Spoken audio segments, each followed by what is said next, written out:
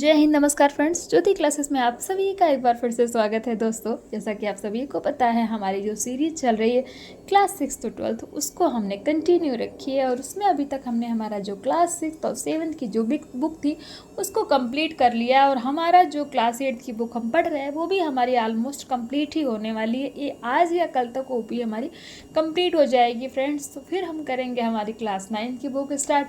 देखिए, देखते देखते हमने हमारी 3 क्लासेस 1-2 महीने के अंदर पढ़ डाली और इसमें आप सभी का भी काफ़ी सहयोग रहा। आप सभी ने भी मुझे सपोर्ट किया फ्रेंड्स, बट थोड़ा सा सपोर्ट और कीजिए जिससे कि हम पढ़ाई को और अच्छे से पढ़ सकें और अच्छे से अपने जो हमारी तैयारी है उसको कर सकें। और हाँ, ये जो हमारी सीरीज़ है इसको करने का हमारा एक ही पर्पज़ है कि एक बार अपना आप होम साइंस का जो सिलेबस है उसको अच्छी तरह से पढ़ ले। उसके बाद होम साइंस से रिलेटेड कोई भी एग्ज़ाम कहीं भी किसी भी स्टेट में होता है, किसी भी एग्ज़ाम को क्लियर करने के लिए अपने आप को प्रिपेयर पाएँ। तो यही हमारी कोशिश है फ्रेंड्स। आशा करती हूँ ये जो सीरीज़ स्टार्ट हुई है वो आपको पसंद आ रही होगी।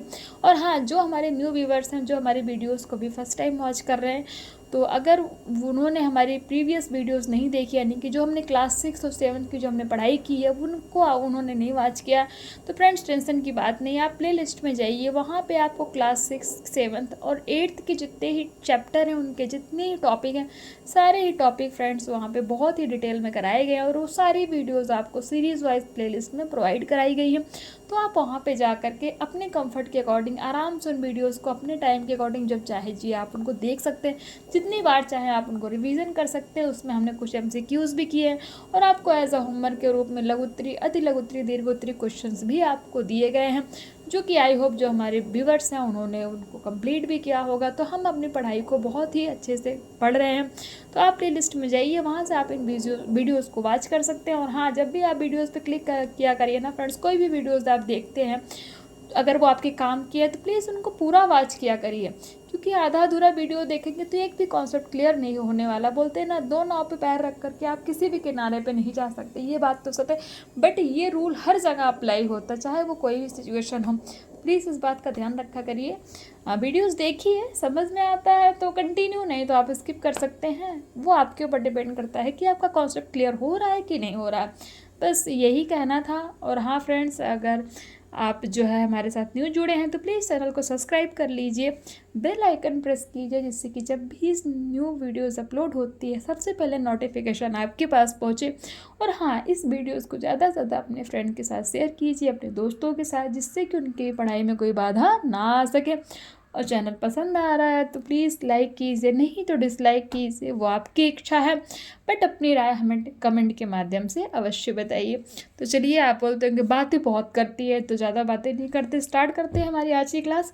आज की क्लास में हम करने वाले हैं हमारा चैप्टर 19, जिसमें हम करेंगे फ्रेंड्स रंगों का गृह सज्जा में प्रयोग। It means application of colours in home decoration, जिसको कि हमने अभी तक कभी नहीं पढ़ा है। क्लास 6 और 7 में जब से हमने सीरीज स्टार्ट किया, हर टॉपिक को हमने एक ना एक बार पढ़ रखा है, बट इस टॉपिक को हमने एक बार भी नहीं पढ़ा है। तो ये हमारे लिए थोड़ा सा न्यू है और इसीलिए हमारे लिए इंटरेस्टिंग भी है। थोड़ा हम इसको डिटेल में अच्छे से पढ़ेंगे। बहुत बड़ा चैप्टर नहीं, छोटा ही है क्योंकि स्टार्टिंग है। बट इसको स्टार्ट करने से पहले हमेशा की तरह एक बार हमने प्रीवियस क्लास में क्या पढ़ा फ्रेंड, फटाफट उसका एक क्विक रिवीजन ले लेते हैं, बिकॉज यू नो दैट ना revision is the most important part of our study. आप सभी को पता, देखिए हमने प्रीवियस क्लास में क्या पढ़ा था। हमने पढ़ा था चैप्टर 18, जिसमें हमने देखा था नील व कलफ लगाना एवं प्रेस करना। It means whitening, starching and ironing के बारे में हमने जाना था। फिर जिसमें हमने देखा था नील लगाते समय हमें कौन सी सावधानियां बरतनी चाहिए। It mean precaution while whitening the clothes. फिर हमने देखा था वस्त्रों में कलफ लगाना क्या होता है, स्टार्चिंग द क्लॉथ्स क्या होता है, इसके बारे में फ्रेंड्स हमने जाना था। साथ ही साथ हमने देखा था वस्त्रों पर प्रेस कैसे किया जाता है। It means ironing the clothes कैसे करते हैं, उसके बारे में देखा था। प्रेस करने से पूर्व सावधानियाँ, it means basic rules and precautions while ironing, यानी कि जब भी हम कपड़ा प्रेस कर रहे हों उसको करने से पूर्व हमें कौन कौन सी सावधानियाँ, प्रिकॉशंस रखने चाहिए, इन्हीं के बारे में हमने जाना था। रेशमी वस्त्रों पर कैसे प्रेस किया जाता है, ऊनी वस्त्रों पर कैसे प्रेस किया जाता है, सूती वस्त्रों को कैसे प्रेस किया जाता है, ये सारे ही टॉपिक हमने कवर अप किए थे बहुत ही डिटेल में। और साथ ही साथ हमने इस चैप्टर के स्मरणीय तथ्य और की थी इसकी कुछ प्रश्नावली। जैसे हमने आपको बताया कि हम कुछ MCQs भी करते हैं और आपको एज अ होमवर्क के रूप में हमने अति लघु उत्तरी, लघु उत्तरी और दीर्घ उत्तरी प्रश्न दिए थे। आई होप आपने इस होमवर्क को भी कंप्लीट कर लिया होगा। तो ये था फ्रेंड्स हमारा प्रीवियस क्लास। आई होप आपका जो है एक बार फटाफट कोई रिविजन हो गया होगा। डिटेल में जानना है, देखना है इस क्लास को, तो आप जाइए प्लेलिस्ट पे, वहाँ पर ये क्लास आपको प्रोवाइड कराई गई है। तो शुरू करते, जैसे हमने कहा कि हम आज एक न्यू टॉपिक पढ़ने वाले हैं जिसको कि हमने इससे पहले कभी नहीं पढ़ा। रंगों का गृह सज्जा में प्रयोग, it means application of colours in home decoration. देखते हैं, ध्यान से देखिए क्योंकि हमारे लिए न्यू है ये, अभी की जो सीरीज हमने स्टार्ट की है। घर की सजावट में रंगों का महत्वपूर्ण स्थान होता है। हम सभी को पता है रंगों के प्रयोग से किसी भी चीज़ को सुंदर और मनोहारी बनाया जा सकता है, यानी कि मन को हरने वाला, मन को अच्छा लगने वाला। घर में हम कई रंगों का एक साथ प्रयोग करते हैं। गृह सज्जा में सजावट को आकर्षक बनाने व किसी कमी को छिपाने में रंगों का विशेष स्थान होता है। रंग द्वारा छोटे स्थान को बड़ा और बड़े स्थान को छोटा होने का आभास दिलाया जा सकता है। रंगों का उचित उपयोग गृह सज्जा में सहायक होता है। आप सभी को पता है कि हमारा घर कितना भी अच्छा हो, जब तक वो कलर्स उसमें अच्छे नहीं होते, यानी घर को अच्छे से कलर नहीं किया जाता, तो वो घर अच्छा नहीं लगता, चाहे वो कहीं भी हो। तो ये आप सभी को पता, आप देख रहे हैं कि रंगों का हमारे जीवन में चाहे कोई भी जगह हो, चाहे वो हमारा घर हो, चाहे वो हमारे क्लॉथ्स हों, चाहे वो कुछ भी हो फ्रेंड्स, हमारी लाइफ, हर जगह रंगों का कितना इम्पोर्टेंस है। बट यहाँ पे हम बेसिकली पढ़ रहे हैं कि इसके घर के रंगों के बारे में। अब देखते हैं रंगों के प्रयोग को प्रभावित करने वाले कारक कौन कौन से हैं। नंबर 1 उद्देश्य, नंबर 2 कक्ष का आकार, नंबर 3 रंग की मात्रा, नंबर 4 जलवायु, नंबर 5 प्रकाश। ये सारे क्या है, रंगों के प्रयोग को प्रभावित करने वाले कारक। उद्देश्य में देखते हैं, रंग का प्रयोग करते समय देख लेना चाहिए कि जिस उद्देश्य के लिए रंग लगाया जा रहा है वह पूरा हो रहा है या नहीं। उदाहरण के लिए शयन कक्ष, यानी कि जो आपका सोने वाला रूम होता है, बेडरूम जिसको हम बोलते हैं, वहाँ का वातावरण शांत होना चाहिए, जिसके लिए शांत रंग से सज्जा की जानी चाहिए। नंबर 2 कक्ष का आकार, कक्ष का आकार देखकर ही रंग करना चाहिए। यदि बड़ा कमरा है तो गहरे रंग करने से कमरे का आभास छोटा होगा। नंबर 3 रंग की मात्रा, रंग के अनुसार उसकी मात्रा का भी ध्यान रखना चाहिए। जैसे चटक लाल या नीला रंग थोड़े स्थान पर प्रयोग करने से अच्छा लगता है। नंबर 4 जलवायु, रंग 2 प्रकार के होते हैं, उष्ण रंग व शीतल रंग। ठंडे देशों में उष्ण रंग व गर्म देशों में शीतल रंग का प्रयोग करना चाहिए। नंबर 5 प्रकाश, प्रकाश से भी रंग योजना प्रभावित होती है। जिस कमरे में प्रकाश अधिक है वहाँ शीतल रंग होना चाहिए। तो ये आपने देखा रंगों के प्रभावित करने वाले कारक क्या क्या हैं, इनके बारे में हमने जाना। अब हम देखते हैं विभिन्न कक्षों के लिए रंग, विभिन्न कमरों की रंग योजना निम्न प्रकार होनी चाहिए। नंबर 1 बैठक, यानी कि जो आपका डाइनिंग हॉल होता है वहाँ पे कैसा रंग यूज़ करना चाहिए देखते हैं। बैठक घर का महत्वपूर्ण कक्ष होता है, यानी कमरा होता है। घर में बाहर से आने वाले व्यक्ति बैठक में ही, यानी कि जो घर से बाहर आने वाले व्यक्ति होते हैं उनको बैठक में ही बैठाया जाता है। इसकी रंग योजना आकर्षक होनी चाहिए। पीला, नारंगी, हरा, गुलाबी आदि रंग उचित मात्रा में लगाए जाने चाहिए। इसकी रंग योजना ज़्यादा भड़कीली ना होकर विविधता का भाव लिए होनी चाहिए, यानी कि थोड़ा सा नॉर्मल आप देख पा रहे होंगे, जैसे कि बहुत बहुत हल्का भी नहीं, बहुत भड़कीला भी नहीं, देखने में अच्छा लगे, इस तरह का होना चाहिए। फिर देखते हैं शयन कक्ष। शयन कक्ष आराम करने के लिए होता है। इसका वातावरण शांत होना चाहिए, अतः इसमें शांत रंगों का प्रयोग करना चाहिए। जैसे हल्का नीला रंग शीतलता देता है, यानी कि जो सोने वाला रंग है वहाँ पे क्या करना चाहिए, आप देख रहे हैं ना शयन कक्ष, तो इसमें हल्के रंग का प्रयोग करना चाहिए। अब देख लेते हैं भोजन कक्ष, यानी कि जो किचन होता है। भोजन कक्ष में भी सफ़ेद आसमानी रंग भरकर शांति का वातावरण पैदा किया जा सकता है। दीवार पर कोई आकर्षक चित्र लगाया जा सकता है। देखते हैं ना, किचन थोड़ा सा सिंपल ही उसका जो कलर होता है, बट उसमें से थोड़ा सा डिफरेंट टाइप के पोस्टर लगा दिए जाते हैं जिससे कि वो कलर को कवर कर लेता है। अब देखते हैं, यानी कि भोजन कक्ष क्या था, जहाँ हम भोजन करते हैं। अब देखते हैं रसोई घर। रसोई घर में प्रकाश की पूर्ण व्यवस्था होनी चाहिए, अतः प्रकाश देने वाले रंगों का प्रयोग किया जा सकता है, जैसे हल्का पीला, सफ़ेद आदि। ये ऊपर ध्यान देना फ्रेंड्स, भोजन कक्ष मैंने बाय मिस्टेक किचन बोल दिया था, वो नहीं होगा। भोजन कक्ष यानी कि जहाँ पे भोजन किया जाता है, और रसोई घर जहाँ किचन बनाया जाता है। तो इस दो चीज़ों में आप डिफरेंस मैं भी फ्लो में बोल गई, तो इनका आप ध्यान दीजिएगा। नंबर 5, अध्ययन कक्ष, यानी कि जहाँ स्टडी रूम होता है, अध्ययन कक्ष में भी हल्के रंगों का प्रयोग किया जाना चाहिए, जैसे हल्का पीला, हल्का हरा, क्रीम रंग आदि। अब देखते हैं अतिथि गृह। अतिथि का कमरा आराम करने के लिए होता है, अतः इसमें भी शांत रंग ही होना चाहिए। अतिथि गृह मतलब जो गेस्ट रूम होता है। नंबर 7, बच्चों का कमरा। बच्चे यदि छोटे हैं तो बच्चों के कमरे में चटक रंग होने चाहिए। रंगों का महत्व देखते हैं। रंग कला का विशिष्ट अंग है जो सुंदरता प्रदान करने का कार्य करते हैं। इनका हमारे जीवन में महत्वपूर्ण योगदान होता है। नंबर 1, रंग किसी भी वस्तु को सुंदरता प्रदान करते हैं। नंबर 2, रंग मनोभावों को भी बदल देते हैं, यानी कि जो मन के भाव हैं उससे भी हमारा आप कैसे बदल देते हैं, जैसे कि जो रंग हमें अच्छा लगता है उसको देखते हैं तो हमारा जो मन होता है वो अचानक से खुश हो जाता है और हमारा मन बहुत खुश लगता है। और थोड़ा सा भी इधर उधर का रंग देख लिया जो हमें अच्छा नहीं लगता, हमारा मन उस रंग को देख के ही उदास हो जाता है।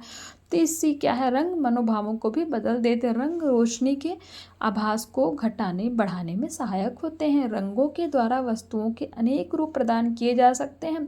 रंग स्थान के आकार को भी घटाने बढ़ाने में सहायक होते हैं। नंबर 6, रंग साधारण चित्र को भी आकर्षक बना देते हैं।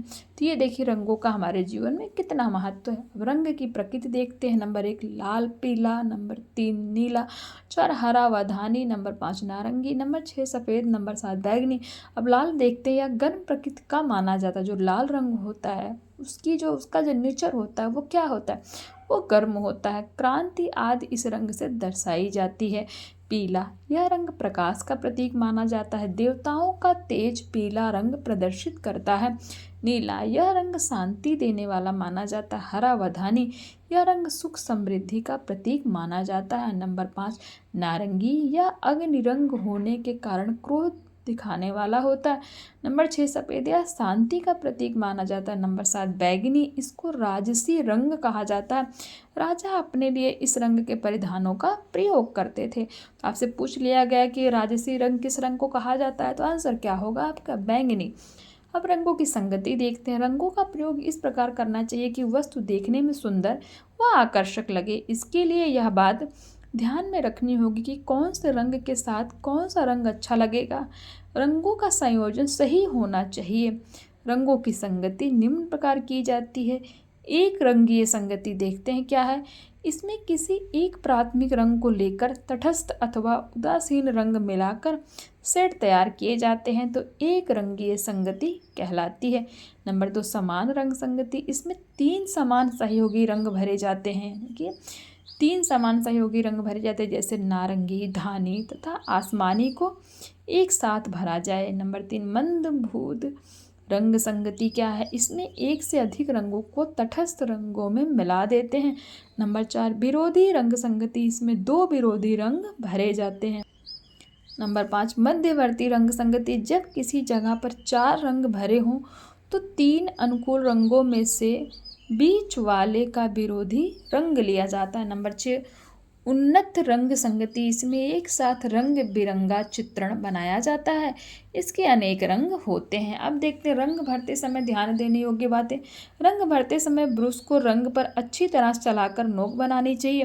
नंबर 2, ब्रश को झटकना नहीं चाहिए। ऐसा करने से रंग फैलेगा, छिटक जाएगा और ब्रश की नोक भी नहीं रहती। नंबर 3 में देखते हैं रंगों के प्रयोग की सामग्री साफ होनी चाहिए। नंबर 4, रंग भरने की जगह भी साफ होनी चाहिए। नंबर 5, छोटी रेखाओं के लिए बारीक ब्रश और मोटी रेखाओं के लिए मोटा ब्रश प्रयोग करना चाहिए।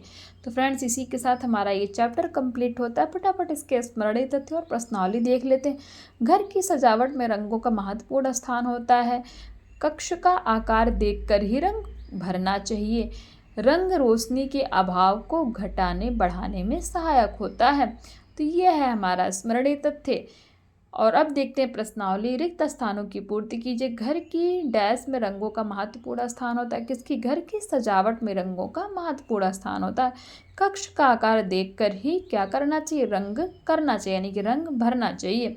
प्रकाश से भी रंग डैश प्रभावित होती है। तो क्या योजना, प्रकाश से भी रंग योजना प्रभावित होती है। शयन कक्ष में हल्के नीले रंग का प्रयोग होना चाहिए। तो ये हो गया हमारा बहुविकल्पी। फटाफट सही गलत देखते हैं। लाल रंग की प्रकृति ठंडी होती है। तो ये स्टेटमेंट हमारा क्या हो जाएगा, रॉन्ग हो जाएगा। हमने अभी पढ़ा था लाल रंग की प्रकृति गर्म होती है, ना कि ठंडी होती है। रंग मनोभावों को भी बदल देते हैं। तो ये स्टेटमेंट हमारा ट्रू हो जाएगा। प्रकाश रंग योजना को प्रभावित करता है। तो ये स्टेटमेंट हमारा ट्रू हो जाएगा। ये देखिए हमने ऊपर ही पढ़ा कि प्रकाश से भी रंग योजना प्रभावित होती है, वही इन्होंने सही गलत में दे दिया।